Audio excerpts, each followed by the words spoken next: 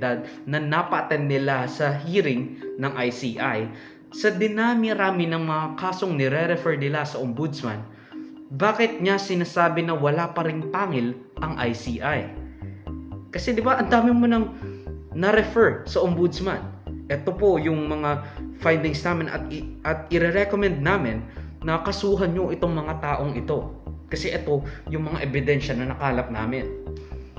So, akala ko ba walang pangil ang ICI? Marami silang napakulong. Is it because alam nilang parang wala talagang big fish na makukulong? Probably something na malapit sa taas. Like Romualdez or Sandro Marcos or Lucas Bersamin or another Lucas Bersamin, Pangandaman, Marcos, or who knows even anymore. Kumbaga, wala silang pangil kasi nga si Marcos din ang naglagay sa kanila dyan. At you cannot bite the hand that feed you. Pero isipin mo yun, wala pang 2 to 3 months, nag-quit na yung dalawa sa mga inappoint na miyembro ng komisyon.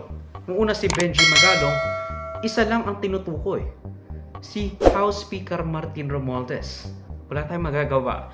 As long as mahina ang ICI, as long as hindi talaga siya tunay na independent, wala tayong magagawa. Lalo na at napakalaki ng tambak na kailangan nilang linisin o imbestigahan para malaman kung sino-sino nga ba yung mga ikukulong na kurakot. Yung mga kakasuhan ng graft, ng plunder, ng malversation of public funds, or even perjury.